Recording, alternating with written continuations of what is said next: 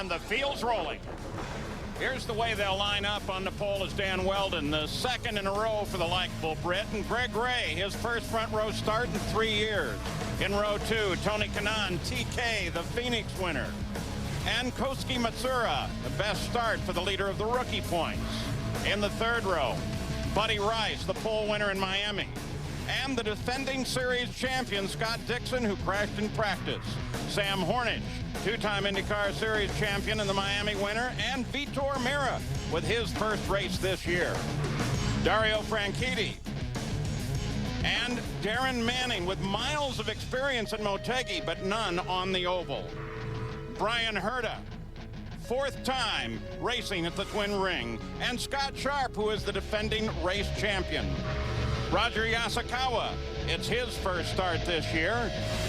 And Mark Taylor, the Menards Infinity Pro Series champion. Helio Castroneves, he never seems to do well here in Japan. And Thomas Scheckter, who crashed in the practice. A.J. Foyt IV. And Adrian Fernandez, who is a two-time winner at the Twin Ring Motegi. Ed Carpenter on his first start in Japan, and alongside Robbie Buell, who finished 10th here last year. And in the last row, Tora Takagi. He's back there after that heavy crash in practice. And Alex Barron changed an engine and had to move to the last spot. So 1.5 miles around this track, 200 laps, 300 miles. They're going through turns 3 and 4 and ready for the start. 4 pit stops. That's probably what you're going to see in the weather. It's absolutely beautiful. Front row, Weldon and Ray. This 80-foot wide racetrack, watch for passing in turn 1. And they give him the green. Weldon gets a great advance on the start, though. Green to Weldon. And Tony Kanaan drops into second place. First time down the backstretch.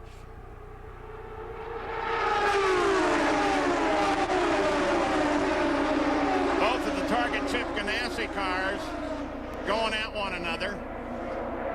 Oh, look at Scheckter get way high. Out of that black groove, Paul, up into that gray area. You don't want to spend too much time up there. You ride with Scheckter. That's Adrian Fernandez, two-time winner here during the kart days. See, Scheckter in the yellow car right now is already pushing that high line. This track is up on the top of a mountain ridge. There's always wind. We have some problems in turns 3 and 4 with guys getting caught by the wind and crashing. You have to make sure you get the track worked in, get some rubber down the racetrack before you push the high line. Well, they get very close together. That green and black car is Vitor Meira, his first time in a car this season. Scheckter takes a look to the inside, tries to get alongside of Helio Castroneves. He's thought better now. He's trying on the low side, down by the white line, down the turns. That's where all the rubber is from the guys driving the groove, as we call it. As the race continues, then they'll start to move that groove a little bit higher up into the racetrack, up into this gray area here.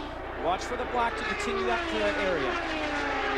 This is the 4th race that Weldon has led in his career, second this year. He also led 14 laps at Homestead. The 55 car is Matsura. Started 4th, still 4th. He's got Rice, Hornish, Franchitti all right behind him. There's the front. Let's go to Jack Arute. The ball for Vitor Meira. He has now been assigned as part of the Bobby Rahal operation. The team received their chassis just 3 days before they were supposed to lock and load to transport to Japan. They pulled some all-nighters, painted the car up, and they've been here with Vitor at the controls since they unloaded in Narita. Red and blue 17, that is Meira. A very talented young driver. What a guy. He's come to this series from a different country, has done a great job. Every time he's sat in the car, has always been very fast, very fit, and a very dedicated and focused driver, Paul. Another driver making his first appearance this season. We mentioned him earlier, the green and black number 16 car, Roger Yasukawa, Honda Power. How tough is that to come over here, almost in your home country to a point, and race in front of a hometown crowd, and you haven't been in a car for quite a few months? That's a lot of pressure. Sam Hornish, the number 6 Penske car.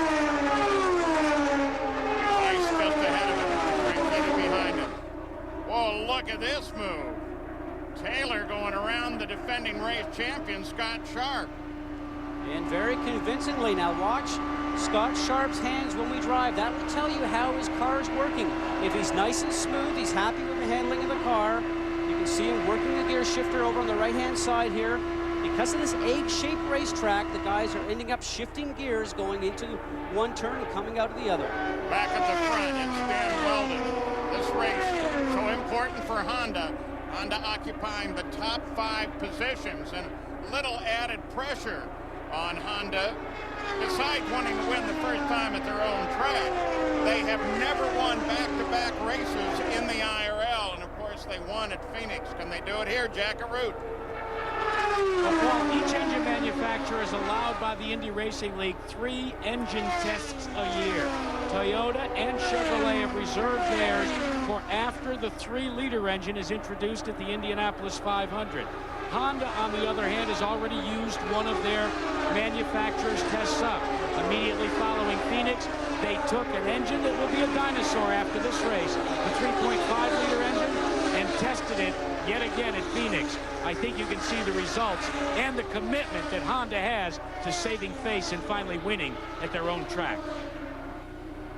Well, very important for them, maybe the single most important endeavor of this year, and Honda led 85 of the 200 laps last year. Kanaan led 70 and Kenny Breck led 15. Can they win this year?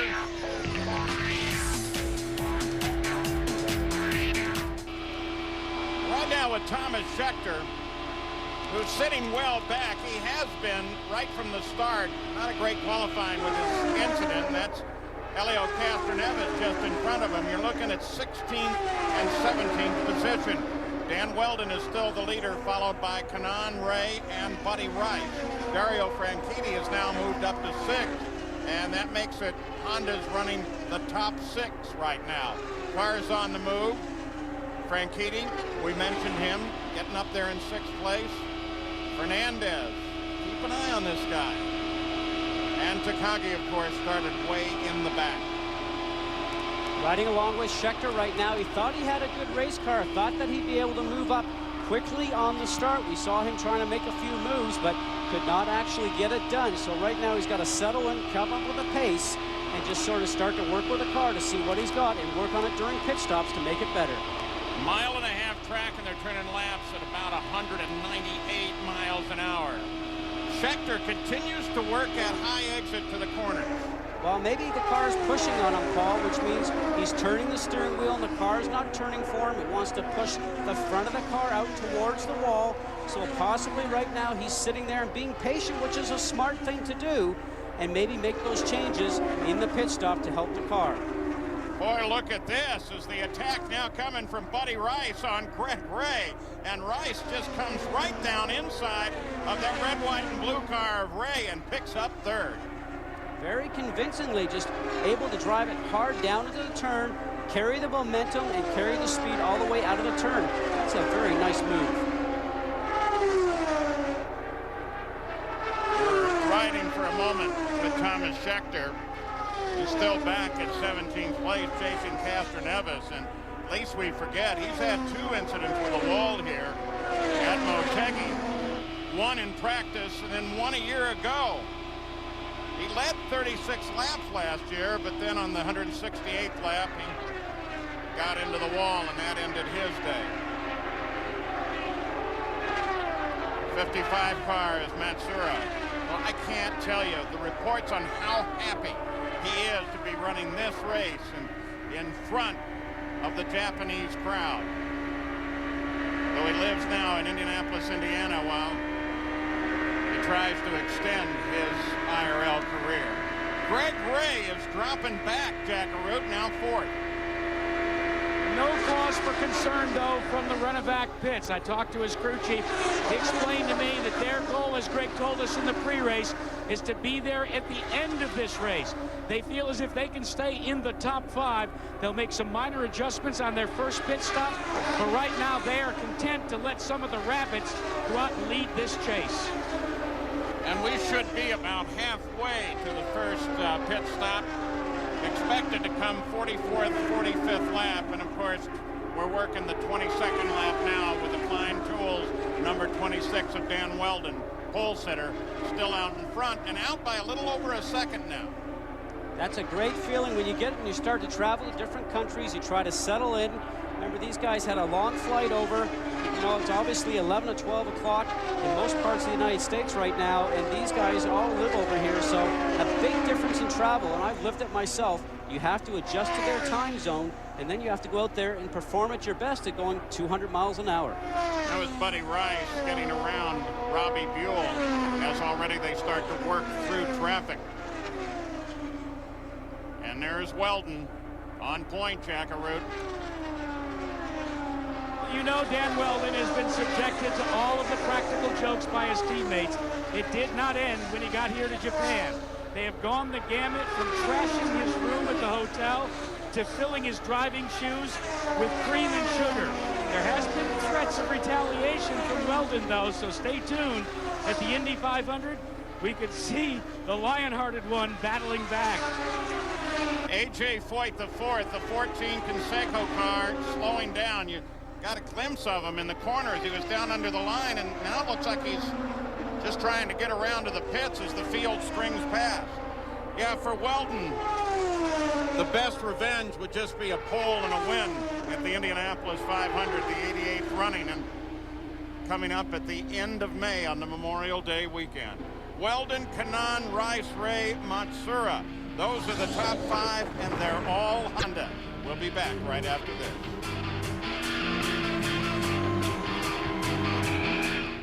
Is driving the wheels off of his car, now up to 8th. He challenged Sam Hornish while we were away. Take a look at this as he moved to the inside and picked up 8th just that quick. Nice move, catching a draft from the car in front down the front stretch and making a nice smooth move on the inside.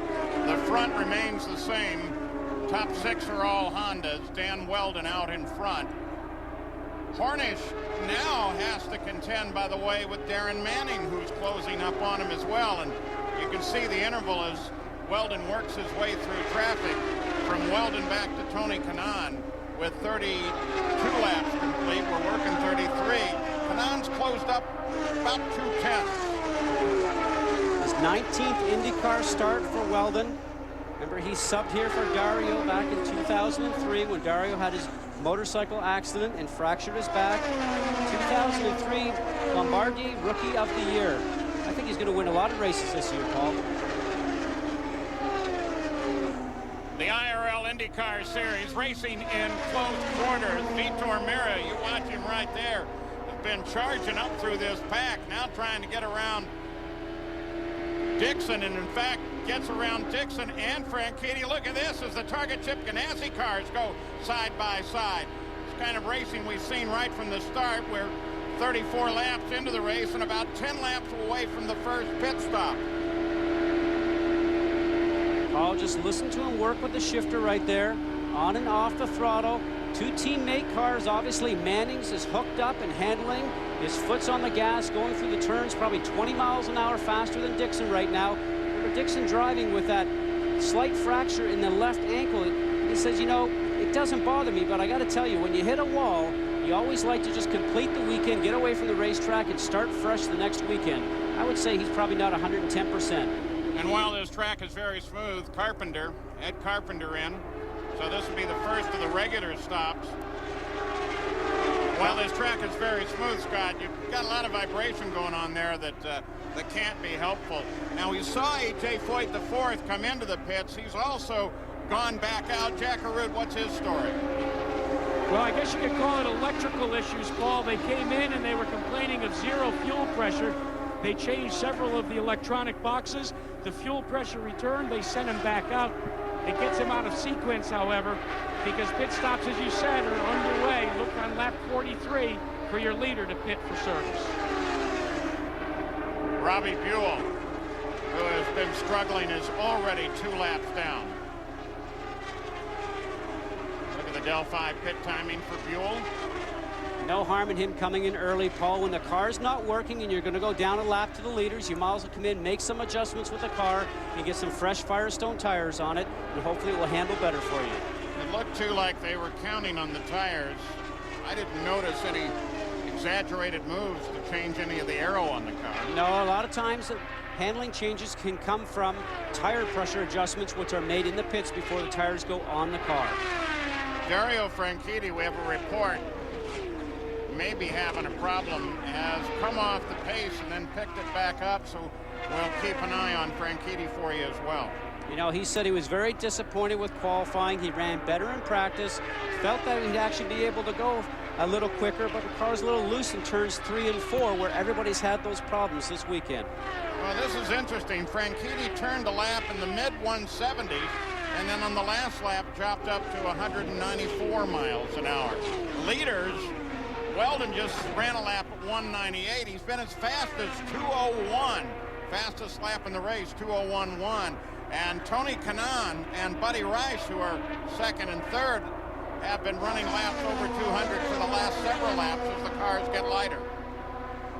Now remember, Paul, these cars are different aerodynamically than they were when they were here last year. There has been a reduction in downforce with these cars to try and make them a little bit more even for all the drivers. This really only needs to be singular. Yamaha lap leader has been Weldon. Very impressive job he's done. Obviously, he's enjoying the handling. He's got the mechanical end of that car working very well in combination with the aero. He just overhauled the number 12 car, the Panasonic car, Tora Takagi. And I know you're thinking that hit was awfully big in practice for Takagi. Absolutely. Anytime the car goes directly into the wall like that and does not have the energy absorbed by having the suspension, the wheel, the tire hit the wall first and absorb some of the energy, when you get a direct hit like that, and I've lived it, I'll tell you what, it really puts a shock through your system. And he looked a little dazed, I would say, when he was getting out of the car. 3 wide, going into 1. And Foyt the fourth in the middle of all that. He'd been running laps at 176 miles an hour. Look at the rest of the field stack up behind him, and that gave Kanaan a chance to just close right down.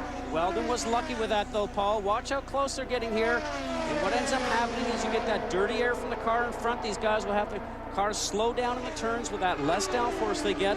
But Weldon was very fortunate that he didn't get pushed more below that white line from Foyt the lap previous. Roger Yasukawa realized they were there and finally let the leaders come on through. Ray was quickest last time around at 197 miles an hour. You have to be impressed with Greg Ray. An owner-driver in this series, only has 1 car, came here, looked like he was going to be on the pole for most of the day until he got nipped at the end by Weldon. Some of his crew are actually part-time, and got to give credit to he and the complete team. They've done a great job here in Motegi. Well, and certainly at the party that Jamie Little is at, as Matsura makes his stop just as we expected on the 45th lap, but you can bet at Texas Motor Speedway they are pulling for Greg Ray, hometown track. Here's the pressure for the driver. He's sitting in the car, keeping your foot on the brakes, allowing the drivers to do all the work on the car. Right now, there's some wing changes going there on the front. A nice clean stop. Saw Schechter come in. Let's go to Jack. Well, Greg Ray was one of the teams that came with a reduced number of crew members. In fact, they're allocated so many tickets per team. They didn't have enough crew members to fill the number of tickets. They will be working understaffed here when they make their first pit stop. In the meantime, the leader of this race, the Jim Beam Flying Tools team from Andretti Green Racing, ready to come in and hot on his tail, will be your second place car, Tony Kanaan. They are in pits 1 and 2 here. Let's watch this as it will be Kanaan that will make the move first. Kanaan on the pit road, turns in. Hornish goes by, heading out. Boy, look at that great service by Andretti Green Racing. Tony Kanaan making his stop on lap 47, and here comes your leader, Dan Weldon. He's led from the start, from the pole. Jackaroo. Paul, a quick last-minute move, knowing that Kanaan was going to pit and seeing the pit in front of Dan Weldon filled. They decided to go 1 extra lap. They're telling me that they can pull it off. And the last words to the driver, remember, stay focused. Weldon comes back out, and that should give the lead over to Darren Manning of the Target Chip Ganassi team, and will also mean that Toyota is showing at the top of the scoreboard for the first time today. How will Honda respond? I would guess it'll be with a lot of power.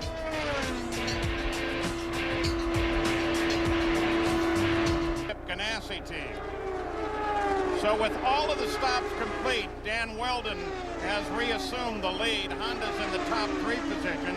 Weldon, Kanaan, and Rice. And that's Buddy Rice right there. Darren Manning, the number 10 car, red and white Target Chip Ganassi Toyota power, is sitting in 4th. And Matsura is still hanging on strong in 5th place. Very impressive run. They said that he was getting better each session he went through, working with the engineer and also having Adrian Fernandez helping him. So we watch Greg Ray coming into the pits. He already has been once into the pits. Ray, who started so well, has had some problems. Take a look at this, Scott. Rice is down on the bottom, just squeaking between the white line and just shoves Greg Ray up, moves Greg Ray up into the gray area. So right now what they're looking for is suspension damage on the car, because Greg has been back out after a tire change and the car's probably not working well for him. Saw him tugging on the right rear, and they'd look hard at the left rear, because that looks like where there may have been some contact with Rice. Hasn't affected Rice though during the last lap at 195.6 miles an hour. So the IndyCar Series is fast at the Twin Ring Motegi in Japan. Oh, see how close to the wall Dixon is right there. Getting a little bit of that dirty air, I'm sure. Off of Hornish just in front of him, lightens up the car in the turn and probably makes the car slide out from him. You know, he's got his foot in the gas when he's pushing that hard. The weight of a full fuel load, 30 gallons of fuel, is taking about 5 miles an hour off of their lap average. Go back and take a look.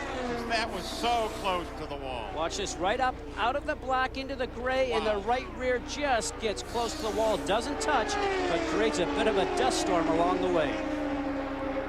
That's what Bobby Unser used to call an almost crash. At these speeds, sometimes, Paul, I think we always felt that it's almost crashing just about every turn. Ben Green, right from the start. No caution. We're working lap 59. Weldon has been the dominant power, just like his teammate Tony Kanaan was in the last race at Phoenix. Kanaan second. Buddy Rice giving his car a good ride, sitting in 3rd. We drop back in the field now. As we go along with Dixon, you can see him changing gears because of the egg-shaped racetrack. Very wide open turns 1 and 2, very tight in 3 and 4. That's Hornish up ahead. Looks like the back end's trying to step out on that car. That's when the car is loose, as the drivers call it. The back end wants to swap ends. Remember, Sam had that problem in Phoenix, and the car spun around him in turns 1 and 2. Said that he was pushing the car too much in practice here the other day when he crashed and hit the turn 4 wall. Now we ride with Scott Dixon. Here comes Greg Ray back in. Jackaroo.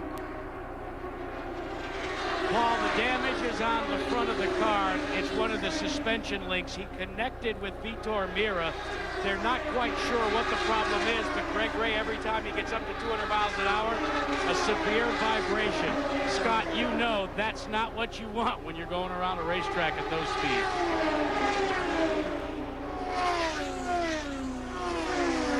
And Ray, with his problems now, despite that great start, outside of the front row, has fallen 5 laps behind the race in 19th place. More traffic. Franchitti with his teammate Weldon coming up on him. Franchitti is 10th, so Weldon's just charging through this field. Franchitti did a nice job to help his teammate there. Just made sure he left enough space for him to get through underneath to sort of make sure Scott Sharp wasn't going to interfere. A little bit of teamwork going on there. Here, Scott Sharp off the throttle tells you that his car's probably not working as well as he'd like it to. Getting back on the gas just a little gingerly, a little slow. Up a gear going into the turn. This is the turn 1-2 segment here. You're a little bit further on the gas, a little harder, carrying more speed. A little bit of vibration in the steering wheel there. Back up a gear. Now watch for him to go down a gear going into the turn. Down 2. Right down the center of the apex, back on the gas, and now he'll accelerate all the way down the straightaway. Working the 55th lap, Weldon, Kanaan, Rice, the top 3. Manning is trying to put a representation in for the Toyota contingent, currently sitting in 4th. And Matsura hangs on in 5th. Years, in 37 years that Penske's been racing, it's been a fairly remarkable record. When we were away at break, Greg Ray, team actually pushed his car back behind the wall into the garage area. We'll have to see if he's going to actually make any changes or repair. See if he can actually get the car back out on the racetrack to collect points for the championship. Sam Hornish Jr., despite having a very good morning warm-up, has not really performed up to expectations here. Started 7th, currently sits 8th. Here's Buddy Rice. He is 3rd behind Weldon and Kanaan. Jack? Well, Paul, if you listen closely, you can hear a foul sound coming from Buddy Rice's Honda. But I checked with Scott Remke, who calls the shots for Rice in the Argent mortgage car, and he said, yeah, it really sounds funky. But they looked at all the telemetry measuring the engine performance, and it's all A-OK. Well, that's what their telemetry might say, Jack. Mine is showing me that Weldon and Kanaan have run the last couple laps at 196, 197 miles an hour, while Rice has been there at 194. We'll watch the clock on this lap. Again, 194, 194.9. Sometimes what that sound can be is all the telemetry shows, all the functions of the engine are working correctly. Could be a broken header on the engine that causes that exhaust note change. Foyt the 4th in again. Don't forget his problems earlier when they pulled the cowling off of the engine and got him back into the fight. But he's currently in 13 laps behind the leader of the race because of the long time spent in the pits. Speaking of the leader, there he is on cruise control. Well, Weldon may not be waiting for the Indy 500 to get even with his teammate. Well, you remember he ran strong there last year, but tried that move underneath Sam Hornish going in through turns 3 and ended up on his roof in turns 3 and 4. It was a spectacular move, wasn't it? I'm sure he's going to have that in mind when he returns to Indy next month. But very strong run and very strong weekend for the whole complete Andretti Green racing team. See Foyt the 4th coming out there down on the inside of Tony Kanaan, currently at 2nd place. The number 11 711 car, again from the Andretti Green racing stable. And Paul, AJ Foyt the 4th right now, I got to tell you, when you're that far down, you're having that many problems with a car, you almost wish that something would just actually say, let's bring it in and let's either fix it or get off the racetrack. Because at 200 and 205 miles an hour, you're sometimes almost just in the way. It's been a very frustrating, well, now over a year for AJ Foyt the 4th. Such success in the Menards Infinity Pro Series, and then driving for his grandfather has had its problems here. Jack Arute, you've been keeping an eye on Foyt the 4th. Well, Paul, AJ Foyt the 4th has been suffering from electronic problems throughout the course of the day. I asked him before the race how difficult, as Scott was alluding to, is it to drive a car as the yellow comes out, Paul? You can hear him slow, and the report from race control is debris. So the first yellow comes at the 78th lap with Weldon in command out in front. Paul, there's many ways you can see the yellow. You see the lights flashing right here, and the flagman obviously using the flag. And along with the lights that are inside the car, the drivers get notification right away, along with the spotters. 4 different ways to know when there's a yellow out on the racetrack.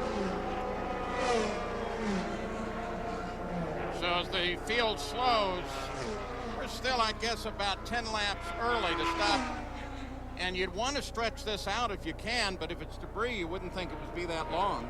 Well, that's going to be the play right now. The spotters standing up top of the stands, communicating to the pits, letting them know what they see on the racetrack, and watching the service vehicles to see where they are, how many go out. It's a big game right now, and you really have to play this correctly. But the rule of thumb is if the leader is going to stop, then you follow the leader and stop with him. So we'll have to wait to see what Weldon does underneath this yellow.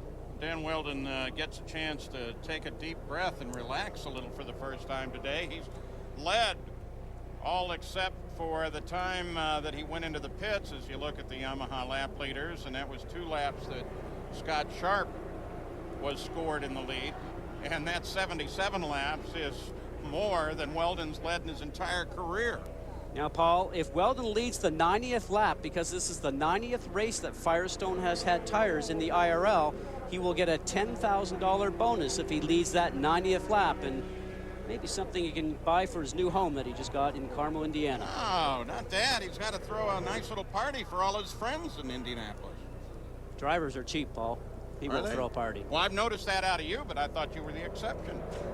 Thank you for that. No, you have been a very gracious guy. You bought a White Castle once. Now, I've said about follow the leader, so the leader's going to come in and look at this pit lane. It looks like rush hour. Everybody laid out. So this is going to come on the 80th lap. They're making 45 laps between stops. Green flag run. So at least 2 more. Maybe only one. Maybe only one if you play it right. Let's go down to Jack Arute as he watches Weldon come in. And this time, Dan Weldon will find his teammate, TK, Tony Kanaan, in front of him. But Weldon goes around Darren Manning's pit and hits the marks exactly. Kanaan ducks in as well. This will be a battle between the 2 Andretti Green teammates. 7-11 in pit 1. Starting out first, he lights it up. Almost hits the rear tire on the right side of Tony Kanaan. But a very uncharacteristically long stop for Kanaan, guys.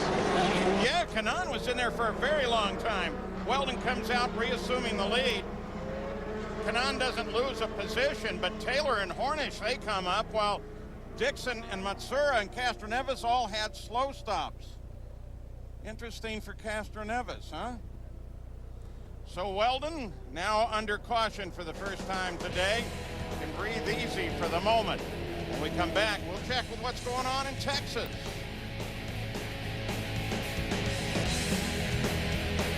Wheel guns turn at 32,000 RPM, and it didn't cross thread, but it did lock up. We're back to green.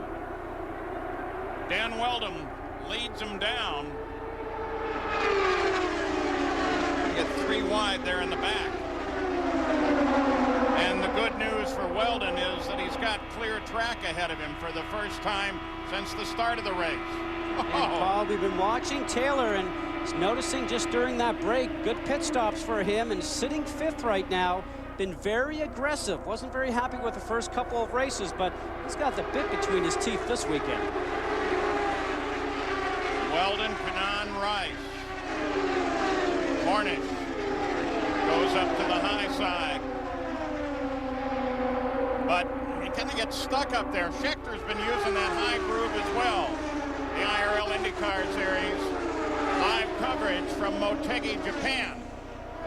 3rd round of the series, final preparation before the 88th running of the Indianapolis 500 on the Memorial Day weekend. And I can't get over how much Sam Hornish in that number 6 Marlboro Team Penske car is struggling. Whoa, whoa, whoa, whoa, whoa, get it down. Whoa. What a save that one is. Oh, but there's the result right there. Not a save for Hornish, though. No, that was a great thump there on Koski, so I suspect right now those 2 had contact, and that's exactly probably what happened to Hornish and up in the wall. Yeah, but think about this. 2-time series champion Sam Hornish Jr. wins the first race he drives for Roger Penske, but since then, an accident at Phoenix, an accident in practice here, and now an accident in the race. So unlike him. A lot's going through his mind right now. He's thinking about points. He's thinking about the momentum that they've lost going into the Indy 500. Here they are, going into turn. Oh, there is exactly what's happening. Missouri right in there was actually carrying too much speed into there, got involved with some dirty air from the cars in front, pushed up, ended up catching the left front corner of Sam Hornish, knocked his wing off, lost downforce, and sent him up into the gray and right into the wall. You know, Schechter and Helio Castroneves were both coming right down there, though separated by a lap.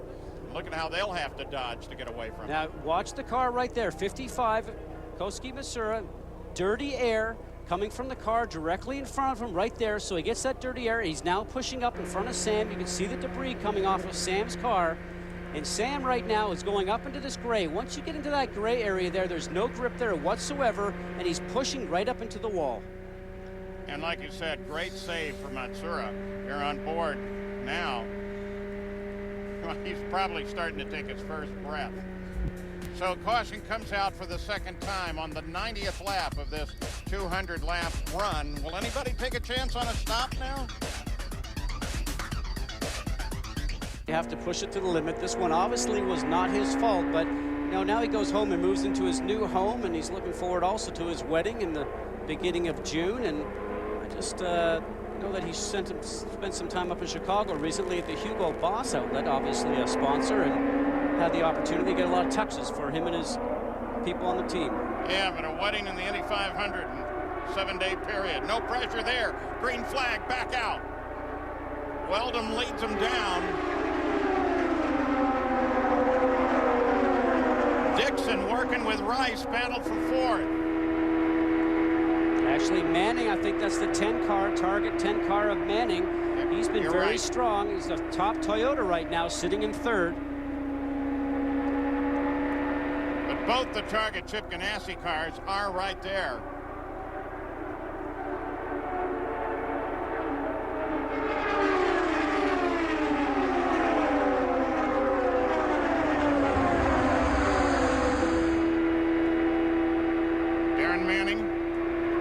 One of the Brits racing in the series from North Yorkshire, England.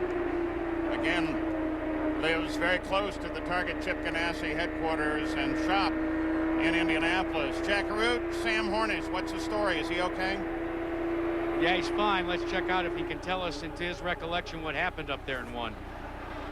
Just not enough guys using their heads out there. I mean, it's this is a tough race. It's hard to pass here, so guys, you really have to get a good start, good restarts, and you know, everybody's kind of jumpy, and we got in there and got the front end of the car ran over, and can't turn it with one wheel.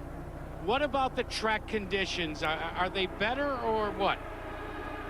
You know, we missed on the setup by a little bit. We pushed in the first stint, made an adjustment, then we were loose, so I think we were going to be right where we were at. You know, all the Marlboro Team Penske guys worked really hard. You know, we had a good car, you know, maybe not enough to win, but we were working on it, trying to get it there. Indy's next. Yeah, and that, of course, is now the big focus for Sam Hornish. Weldon, Kanaan, as they pass over the halfway point. Very tight battle for the lead. Then Manning and Dixon run third and fourth, the two target Chip Ganassi cars.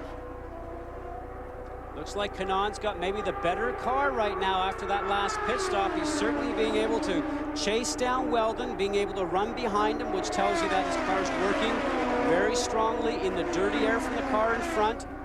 But remember, this track is different on both ends, so sometimes the car will work in turns 1 and 2 and maybe not so well in 3 and 4, so you have to play your cards right and try to take advantage where you can. 2 Hondas, then 2 Toyotas, then a Honda and a Chevrolet make up the top 6, Jack. Well, Scott, you were talking about Tony Kanaan being a little bit quicker after that last pit stop. That is indeed correct. But according to Dan Weldon, no one can beat him, and I quote him. He says, the car has been perfect all day. You know, at the start of the race, he said he was worried about Tony Kanaan. Well, Kim Green just radioed to Tony that it was his chance to try and close. And Weldon is still running just fast enough to keep Kanaan at bay, and the Jim Beam crew is not at all concerned about TK at the moment. In fact, last time around, Weldon ran 198.8 compared to Kanaan's 198.6. That was the fastest car on the lap. But of course, Weldon is running clear of traffic right now. On board with Darren Manning, third place. He's looking up ahead, trying to find Kanaan. Kanaan's, well, about a straightaway ahead of him right now. Downshifting 2 times, going into that tight 3 and 4 segment. Got the car a little loose right in the middle of the turn, pushed out a little bit. So he's back on the gas. Try this too. A report from one of the observers says the possibility that 55 car of Matsuura who's battling off and on with Helio Castroneves, may have actually gotten in contact with Castroneves. I don't think I'd want to do damage to 2 Penske cars in a single race. Roger might want to talk to me about that. Well, especially when everybody gets on the same plane on the way home for about 14 hours, Paul. I'm not sure that's probably a good thing. But Manning's got a lot of experience. He's been over in Japan many, many times. He's raced F3 in Japan in 98 and 99, and always looks forward to coming back here. This is what we were talking about. Ooh. More of an almost than a real touch. Yeah, just that's almost like an excuse me, pardon me, I'm coming through, and that's exactly what he did. Castroneves now has 7th. Matsura sitting in 8th. Rice has fallen a bit off the pace at 197 flat last couple of laps. Weldon still in front. What do you think? Will he stay there?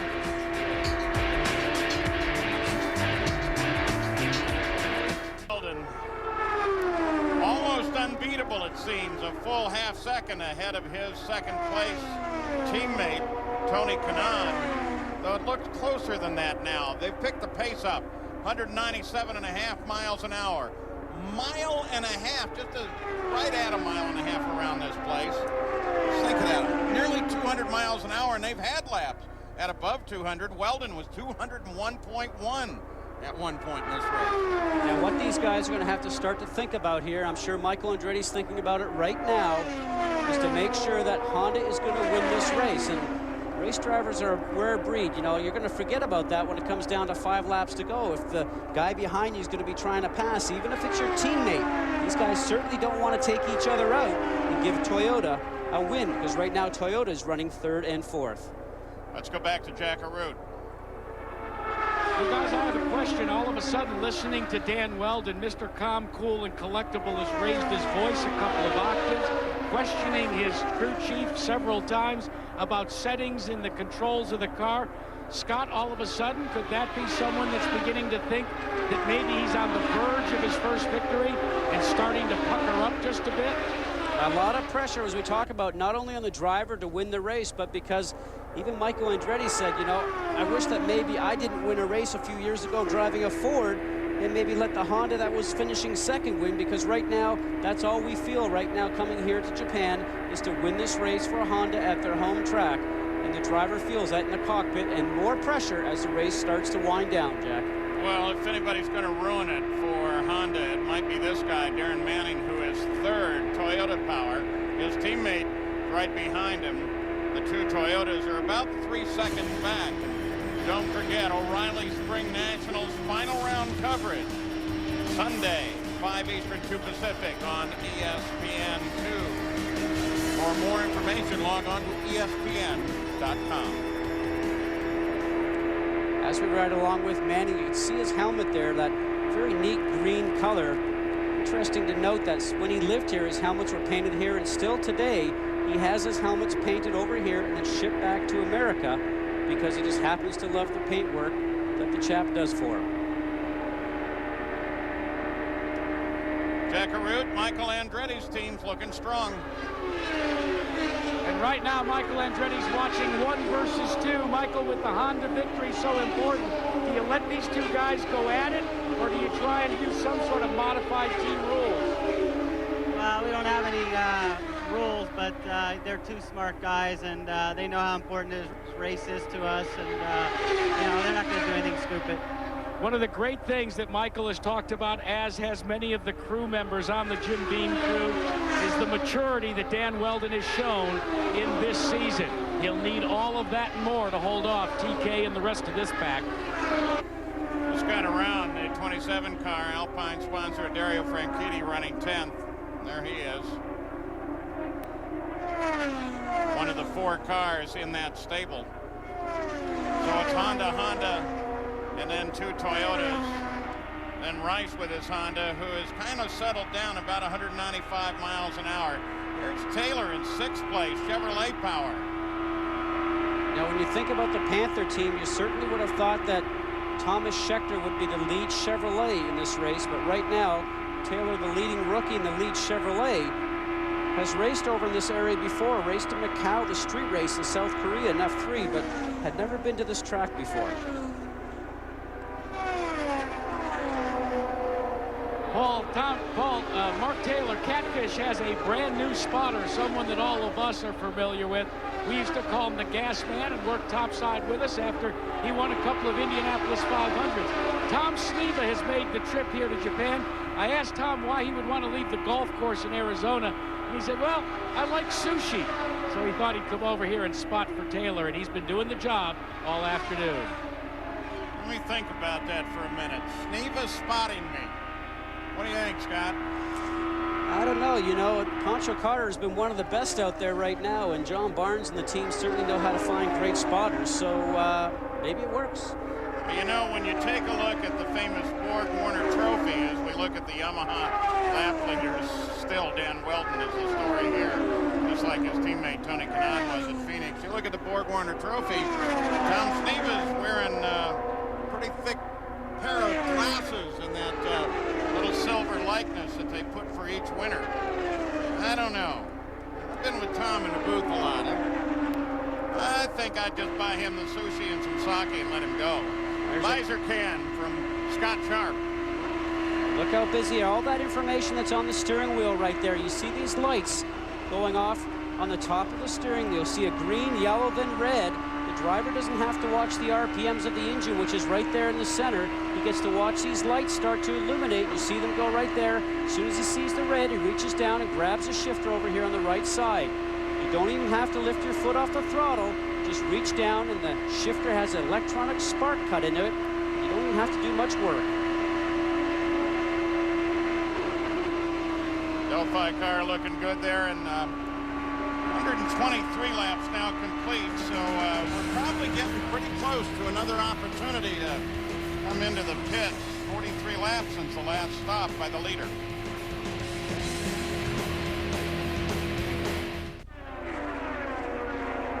Back with our live coverage of the IRL IndyCar Series, the Firestone Indy Japan 300 from Twin Ring Motegi, Honda's track in Japan, and Honda's running first and second right now, looking for their first win on their very own track. 6 previous races they've not been able to win.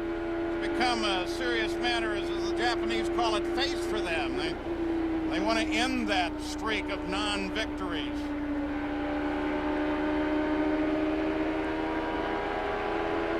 Scott Dixon is 4th. His teammate is 3rd. So it's Honda, Toyota. Best Chevrolet at the moment is Mark Taylor. He's in 6th and was 3rd quick at 195.2 miles an hour last time around. Catherine Evans is just behind him. But the key guy has been Weldon all the way. Get a glimpse there of the number 5 car of Adrian Fernandez. When kart raced here, he won twice.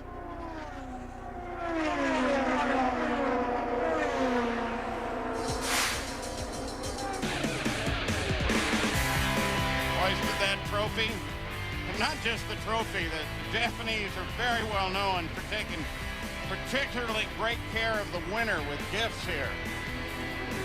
Adrian now his 2nd race in the Indy Racing League. Currently 13th, a lap behind the lead. Got Schechter all over the back end of his car. And that battle with Schechter is a battle for position. Castor Neves, who just got around Rice, as Rice headed down into the pits. Rice in on the 131st lap. Report is that Tony Kanaan is also coming in.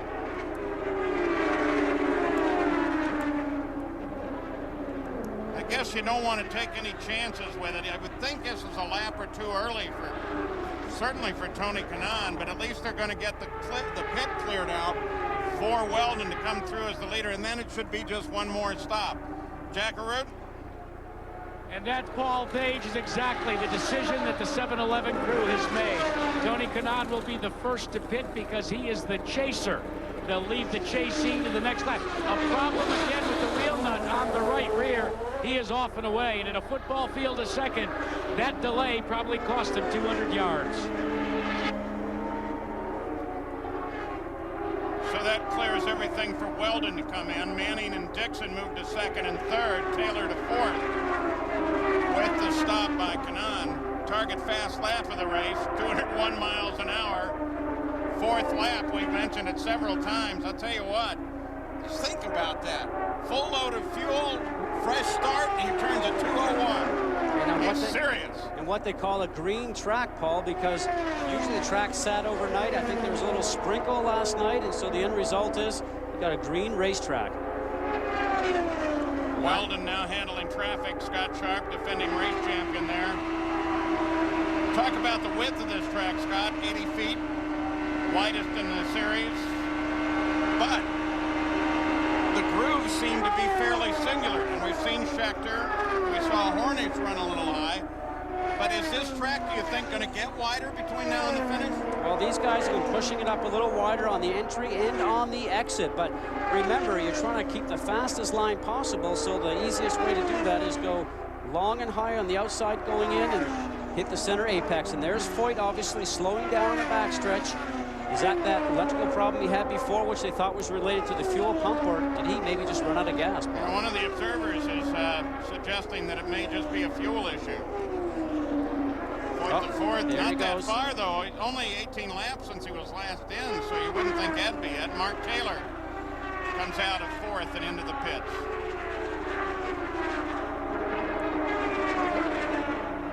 Must be happy with that car. There was no changes on the car. Didn't seem like any wing changes. And now we watch for the leader. And for Scott Dixon. Dixon is on the pit road. Foyt the fourth goes into the pits. That should be more than routine. 60 miles an hour down that pit lane. Seems like an eternity.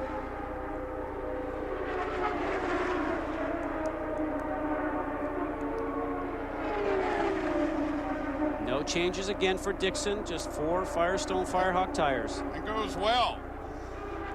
And here comes the leader. So Manning picks up the lead on the 138th lap. This stop so very important for the JC. The leader, Dan Weldon, taking on the 30-minute and lights the tires. He is off and away. It was a nice job by Dan Weldon. By my calculations, Guy, there should be only one stop to go. Yeah, that would seem right. Weldon comes back into the fight. Manning has yet to stop. Castroneves comes up into second place. The IRL IndyCar Series. Dan Weldon, this guy right here, has been the class of the race. But Manning's got some problems, Jack. Yeah, Darren Manning overshot his pit. He had the brakes locked up. They had to push the car back. Now he's taking on the fuel. It was extra long because the fuel nozzle could not reach where Manning stopped. They had to push him back. Costly stop for the young kid. Now, since the fuel is in a large tank in the pits, and it's carefully regulated in height, angle, and hose length, you've got to start right on the dime. Now, Manning, of course, picked up the lead. He's the only driver in the series to lead in all 3 races thus far this year. Castroneves is now in front.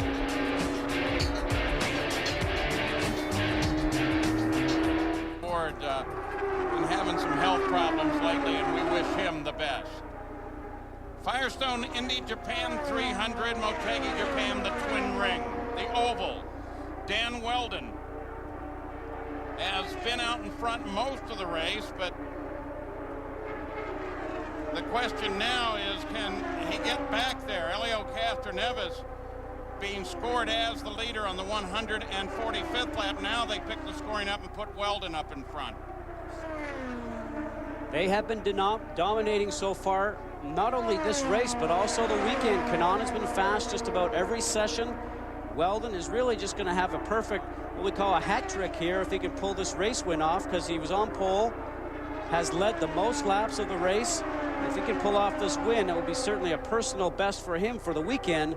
But more importantly, we've talked about it many times, the win for a Honda at their home track, something they've never had since the track has been built.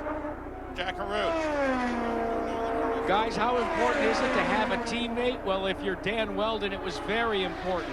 When he hit the ground in practice, he said he couldn't catch the car and drive it even to the pit area. It was so bad. After the first practice session, he huddled with Tony Kanaan, and the Andretti Green team went to work. He took Kanaan's setup on the final practice before qualifying, and you saw the end result was a pole position. The setup today, well, they wouldn't tell me whether it was Kanaan's or Weldon's. Let's just call it an Andretti Green setup. And Jack, Weldon was very complimentary of giving credit to his engineer, Eddie Jones, because he said he was the guy that gave him the magic to make this car go fast. Second place, Kanaan. Hot off that dominating win at Phoenix and trying to chase down his teammate. One more stop before the end of this 200-lap run, 300 miles. Looking for Dixon, there he is. But he's got some room to make up, back markers to get through. And remember, he has a broken bone, one of that myriad of bones that's in your foot from his accident here in his left foot. And again, while the track is smooth, the vibration in the car can't be helping him. Certainly noticeable, but thankfully for him, it's on his left foot. A foot that does not get used very often here, because once you leave the pit lane and you're rolling, you no longer use the clutch to change gears in these cars. So his right foot's doing all the work right now, probably pushing down the throttle and touching the brake in the turns. Moving now into the final quarter of the race. A good view of Schechter there, currently at 11. A bright yellow Pennzoil Panther car. Quiet weekend for him. You would expect with the team, Panther Racing team, and that machine, Andy Brown's the engineer, and his talent would be a lot more competitive. Thomas Schechter, incredibly fit. His father, of course, Jody, a former world driving champion, 7th in the series last year. And his team saying about him, wow, they're really shocked at how bright he is and how he figures stuff out with this car. Learned how to drive the ovals of the IndyCar series on a video game, though, before he came to the series. Paid off for him. So dominant with video games today. You know, when I started doing that, Paul, there wasn't any video games out with motor racing on them. Yeah, a motor racing video game for you was like a wooden block with wheels, wasn't it? Well, thank you. Weldon, Kanaan, Dixon, top 3, and Dixon's a good 6 seconds behind the leader. But still with one more stop to go, and so far only 2 cautions in this race. First for debris, and then the crash with Hornish. Hornish, by the way, okay. Fernandez slows on the front stretch. Wonder if he, hope he didn't leave any oil or anything down when that happened. We don't know what the problem was.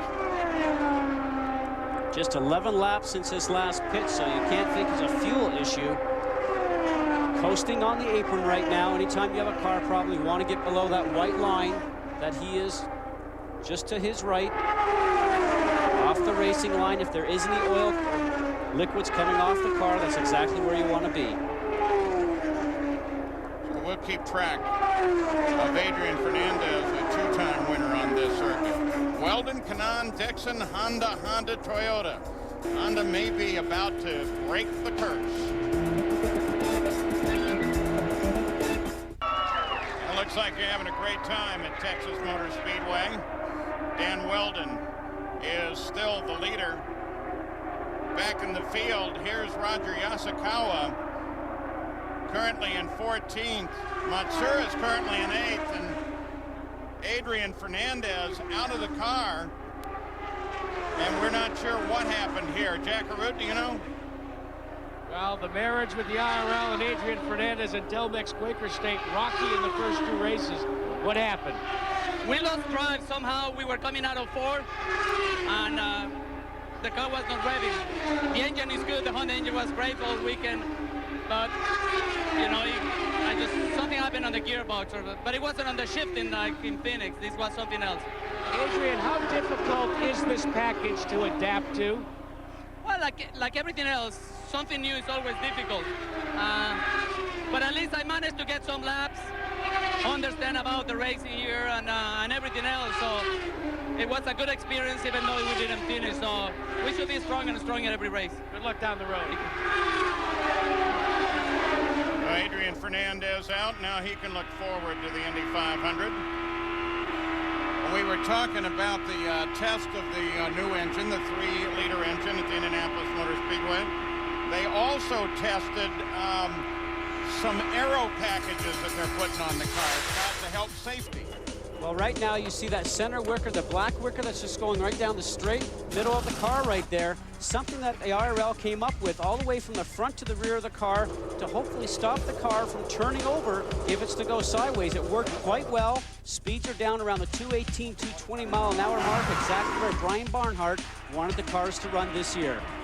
Whoa, this is a problem. This is not good. Oh, and that's the wall. That is the wall. Up in the gray, no grip on that dirty gray area, and the end of a great run for Mark Taylor. Yeah, he was running 7th, the highest place Chevrolet, and that thing just doesn't want to get away from the wall now. Well, he's actually still got his foot on the gas. I think he thinks he wants to drive that thing in, but it's best just to sort of park it. And pretty soon the spotter will be telling him just to pull it off to the side. At this point, there's obviously no brakes. You're just trying to keep it against the wall so it doesn't get down in traffic. You absolutely don't want to be down in traffic. See, the brakes work right there. I think he thought that maybe it wasn't too bad. Drivers never give up, so I think he was thinking that he might have been able to drive in the pit lane and actually make some repairs, but with an impact like that, there's absolutely no way. Yeah, but in the cockpit, how much of that damage do you know is really out there other than what you felt? You know, when you're new to this, you always think that it can be repaired, but as you get a little older, a little wiser, you realize that it's not going to work. You can tell by the noise. You can tell by the noise and the impact. Remember, these guys are seeing anywhere from 50 to 75 Gs when they have an accident. I mean, Tora Takagi the other day, 67.8 Gs upon impact. I mean, that's huge, and anytime you get up in that, it just really destroys the car, and that's when you start to do damage to the driver. Delphi safety team brought all their equipment over, and they're on top of this one as they were on Sam Hornish's accident. See, he's already high on the outside of that black groove, the line, probably just trying to go around the car in front, and as soon as you get on that gray portion that you see, and you have no grip there whatsoever, you've lost grip on all 4 wheels, and you're just going for a ride towards the wall. So Mark Taylor has climbed out of the car. He, therefore, is apparently okay, though he'll have to go in for a cursory check at the hospital. And final stops. Are they going to come up now? One more look at this. Takagi came running down on Takagi pretty hard. Yeah, very close there, you know, and he probably just tried to make sure he didn't have contact with Takagi. Just not 2 lanes wide. The groove is not wide enough for both cars, and he doesn't look very happy, but that's 2 Panther Racing cars out at the same time here in a very short amount of time. Yeah, whenever a driver looks back over his shoulder like that, you know he's looking for somebody. Scott Dixon, Jack, may have a problem. The report, gentlemen, is that Scott Dixon has no brakes or very little brake. He hits the pedal and doesn't feel anything. The crew is prepared for the pit stop. It's a good thing that it's under yellow. It's a better thing it's only 60 miles an hour. We'll see if 6 to 8 crewmen can bring a car to a stop on the marks without brakes. Well, and Jack Arute, what do you think with this? I would think this caution period would be the time I'd make my last stop of the day. Oh, absolutely. They are well within the window. This will be the last stop. The thing that is critical right now for all of these guys is not to make a mistake. Sometimes your mind can wander when it's not a green flag pit stop. You're not quite as focused. This will be the telling time now as all the leaders pull onto pit road, led by Dan Weldon. Weldon will be the first to hit his marks. Meanwhile, Dixon tries to stop. He gets in, as does Manning. Kanaan is running. Speeding time at the zoo, and the Lion is out first. Oh, yeah, Weldon roared in and out. Castroneves, who had a good stop last time, but boy, Weldon just roared in and out of there. Pace car, Johnny Rutherford, the driver, stopped on the track waiting for the whole field to come out now and line up under the caution. Guys, this is going to be a sprint to the end, because by the time we get the track cleaned up, probably somewhere around maybe just over 20 laps towards the end of the race. We got a report of maybe a wheel going through the infield sometime. So if that's the case, and there it is. You picked a fine time to leave me loose, Wheel. Well, you know something? You like country. You like country music. Well, you know, 51 is this. If this is the situation, Barron's going to have 3 wheels, and as we saw Sam happen earlier, cars don't work that well with only 3 wheels on it. It's pretty hard to hide it too when you've done it. It's off Alex Barron's car, and it makes you know, in the pits there's only you know exactly who changed that wheel, and you can imagine how they feel when they know the car's coming back in. You're going to have to put another one on. And of course the other pit crew guys are they're famous for not giving you any quarter whatsoever. Weldon leads under caution. Sprint to the finish coming.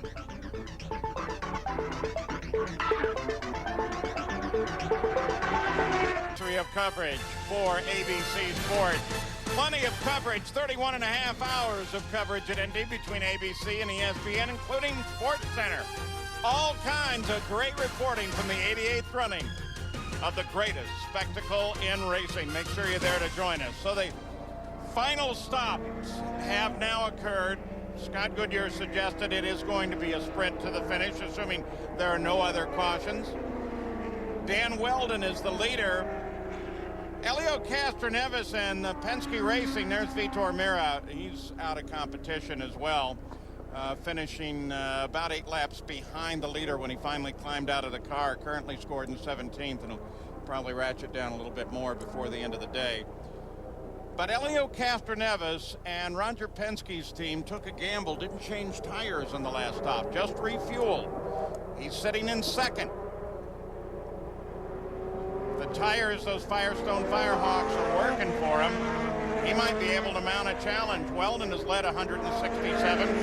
Castroneves, Manning Sharp also led. And remember last year, Honda thought they had it going right up until the finish, and then Scott Sharp just snatched it away at the last minute. Well, Paul, the reason for not changing tires to allow for a quicker pit stop to get him out in front of the cars that he maybe came in behind when he entered pit lane. But the interesting story I see right now, the first 6 cars are a Honda, Toyota, Honda, Toyota, Honda, Toyota power. The top Chevy with Taylor is now out from that last crash. So it's going to become a very interesting sprint to the finish. Yeah, you think it's not tight in the corporate suites of both Honda and Toyota? Jack Arute. The last advice to Dan Weldon, Guy, it comes down to this start. You've got to beat Castroneves. Now tall order. There's a go zone down in turn 3 and 4, an area where the drivers are allowed to accelerate any earlier than that, and you can be assessed a penalty. Leader gets to bring him back at his pace. Green flag is out. Kanaan works down to the inside of Castroneves. Kanaan goes for second. Now Weldon has somebody who can protect him. Weldon pulls away in the lead.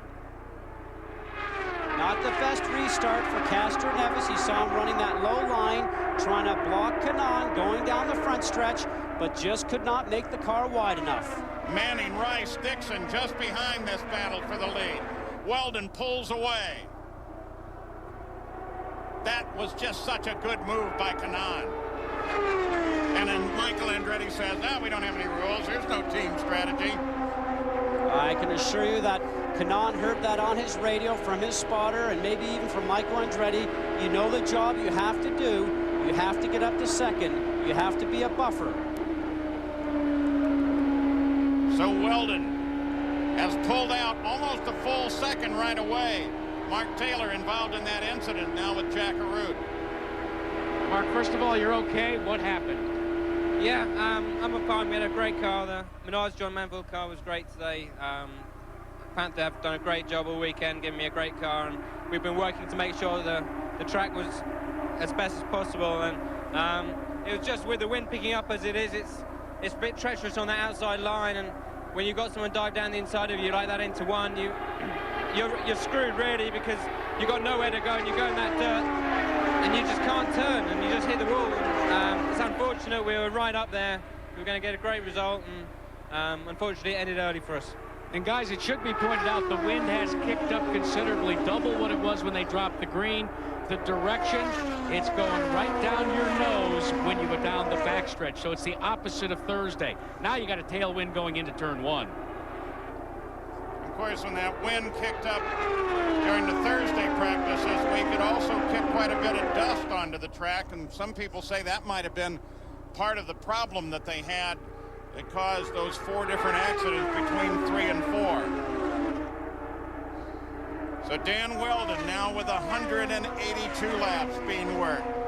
Tony Kanaan sitting back there, and not really sitting, he's nibbling away at Weldon. Weldon, of course, made his debut here 1 year ago.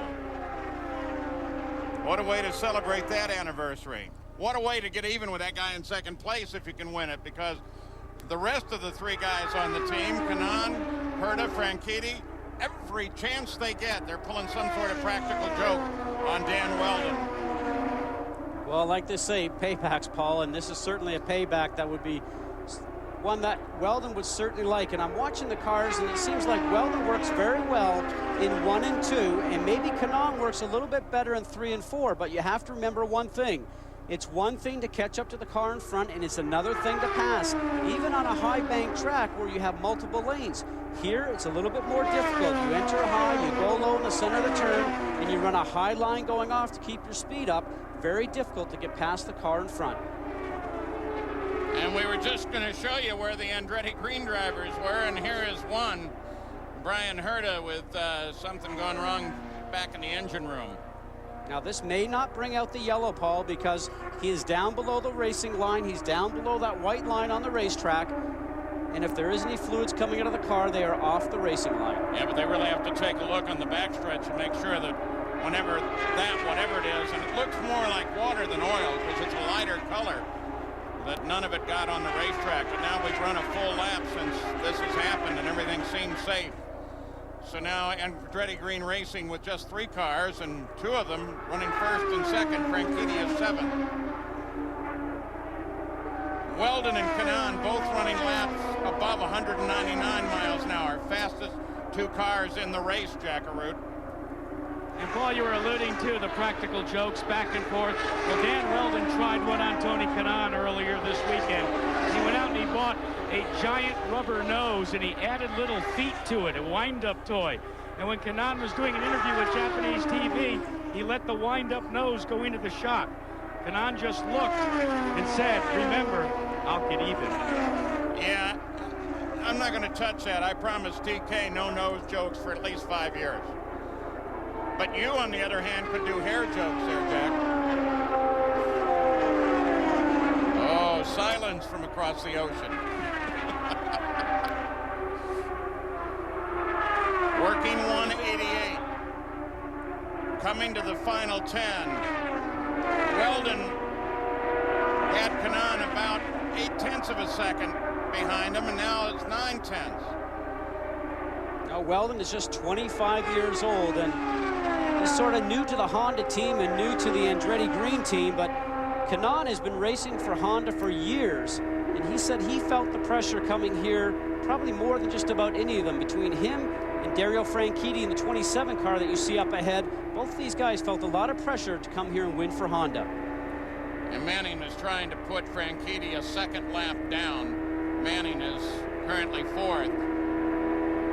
His next closest actual competitor on the circuit is Castro Neves. You got a glimpse of the 55 car of Matsura a moment ago, currently running in 8th. And 8th is the highest that any Japanese driver has done. There he is right now in races at Motegi, done twice before by Tora Takagi.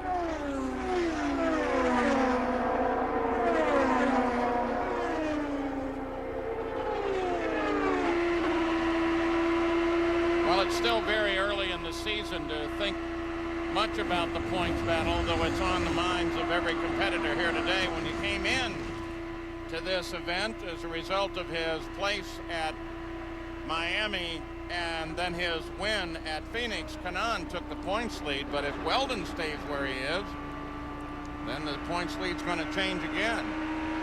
This is 2 years in a row that Kanaan has come to this race leading the points, and it'll be 2 years in a row that he's going to leave and not have the points lead when he leads. So maybe he's not going to like Japan. Well, now moving to the final 8 laps. Honda's got to be feeling pretty comfortable now. Honda-powered cars first and second. In this, the last race for the 3.5-liter engine. Down to 3 liters for the 88th running of the Indy 500. I love this shot. Just shows how busy the driver is inside the cockpit, inside the office, as we like to call it. See all the information there on the Delphi wheel. Moves his hand around a little bit. You can see the information in the dials. Fuel trim. They have toggle switches to do your weight jacker. All the electronic information that's there. Water temperature, oil pressure. Thumbs just slightly over the grip right in the middle. It's a different position than you see a lot of guys using now. Well, a lot of guys hold the wheel just a little bit different. It's really preference. You see the right hand always working the gear shifter here. He's doing a great job running behind the car in front that gives all that dirty air off. It looks like it's probably 55 of Koski Masura. Pretty busy inside the car. A lot of people think you don't do a whole lot, Paul, because you're just sitting down, but you're sitting inside that cockpit at 130 degrees Fahrenheit usually with all that hot stuff around you, and you're working pretty diligently. Sharp is in a fight for 8th place with the 55 car of Matsura just ahead of him. Weldon has a full second on second place Tony Kanaan. 5 to go, a little less than that now. Honda, Toyota. Highest place Chevrolet is now Alex Barron, and he's 12th. You know, I know Michael Andretti said that there's no team orders, but if Tony Kanaan was to get anywhere close, I would have to think that Michael would be on the radio and say, guys, why don't we just leave it as it is right now and get the job done for Honda. Yeah, wouldn't it be something if the two of them ended up battling with each other and taking each other out? No, I wouldn't want to be around to hear that argument. Like we said, a long plane ride home when everybody gets on the charter to come back across the ocean. Well, and it's happened. The predecessor of this team was Green Racing, Team Green, and they had more than one occasion in which their teammates got together. Right now, it looks like Weldon is untouchable. He's done such a great job. Like we said, 25 years old, not a whole lot of IndyCar experience, but being able to run at high-speed ovals over 200 miles an hour, the concentration level is probably one of the toughest things he has to learn, more than being able to be physically fit. To be able to run these speeds for 200 laps, 300 miles, no errors in pit stops, that's the tough job here today. 90th race in the history of the Indy Racing League IndyCar Series. This may be the first win by an Englishman in the series. Dan Weldon and Honda looking for back-to-back wins for the first time in the Indy Racing League. Just a mile and a half to go for Dan Weldon. 22nd time in the history of the league, if he can just make it around this last lap. But a driver has won from the pole. Last guy to do it was DeFerrin at Texas just last year in the final race of his career. Dan Weldon. They don't come any more likable, and now he's notched his first victory. Dan Weldon takes the win. Kanaan second. Helio Castroneves takes third, followed closely by Darren Manning, who finishes in fourth. Crowd's loving it. Honda, Toyota. You know, Tony Kanaan said that if he was to win or somebody from his team was to win, they would actually probably have to stand in the Honda Museum for the next week and sign autographs. But I'm going to expect that there's probably going to be a statue of Danny Weldon outside the Honda Museum just for this win. Oh, Andretti Green Racing, look how excited and happy they are about that one. Listen to the crowd.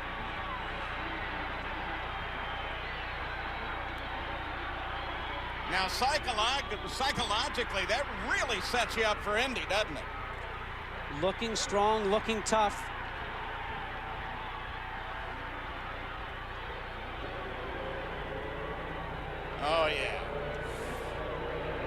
doesn't know his work has just begun on the PR trail, though, Paul.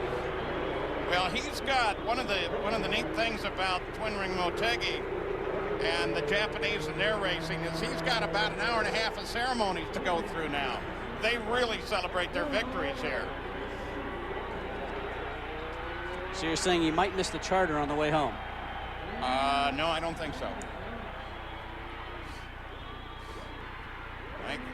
Everybody wants to get back. Well, Tony Kanaan's going to celebrate for Weldon. He's celebrating for Honda, I think. Yeah, exactly. Obviously, he doesn't have to pay for those tires, does he? Look at that. That is actually great car control. Don't you just love this crowd? Listen to them still.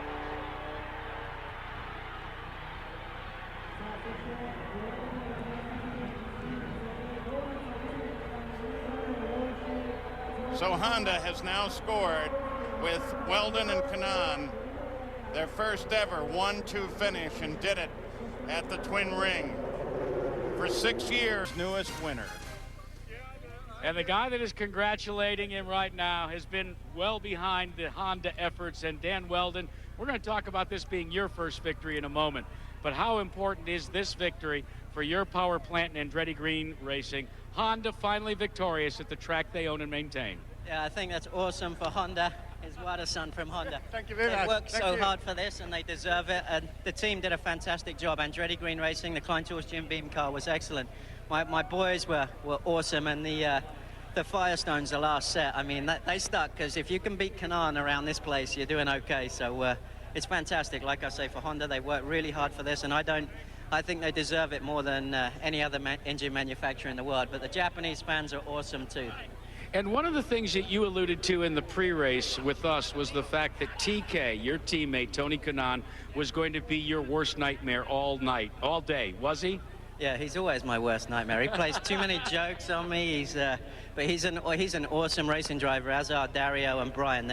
I have 3 teammates that I honestly think you could put them in any championship in the world and they'd run up the front, whether it have 3 wheels, 4 wheels, 2 wheels, whatever. So it's awesome. It's awesome for the guys. Let's talk for a moment about the conversation that you had with Tony Kanaan after you brought this Jim Beam Klein Tool car to a stop here. What did Tony have to say to you?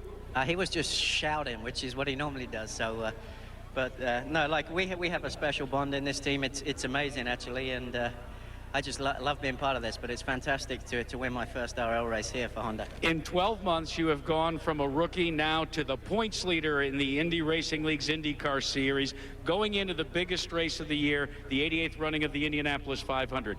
Can you do the double? It's with this team and with this engine behind me and the Firestones, I think anything's possible. But I mean, you can't get too excited. This series is so competitive that I mean, Indy's going to be very, very difficult. But he will be up to the task. And one of the things, Paul, the trophy here that is given at Twin Wing Motegi, it is a replica of the famed Borg Warner trophy. So Dan Weldon's visage will now go on this sterling silver trophy. He'd like to add one in the end of May. And what's he saying there, that he can finally pay for that necklace? Look at that trophy in the background, too. Well, the crowd loved it. Honda's victory. All of their IRL wins have come out of Andretti Green Racing. And there are your point standings, with Weldon now showing 6 points over second place Tony Kanaan in the Firestone point standings. Herta. Kanaan with 4 wins, Weldon with 1, and Herta with... That actually shows him as 1.4 seconds behind, but he was right there, Jack.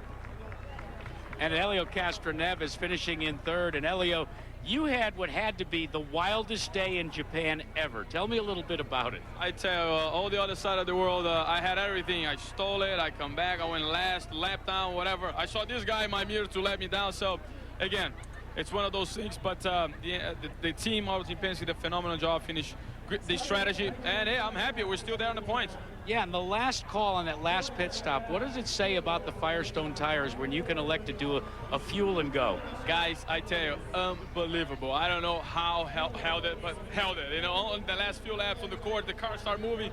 I was like, please, just 2 more laps. And incredible. Thanks, and thanks for Firestone, thanks for Toyota, because they did also. I overwrapped so many times, man. Just I was like trying to go fast, but thank God I finished. But it was Honda that swept it 1-2, Tony Kanaan. What kind of day did you have? It looked to me as if maybe the car was just a little bit off chassis-wise. Well, what happened was we lost a gurney.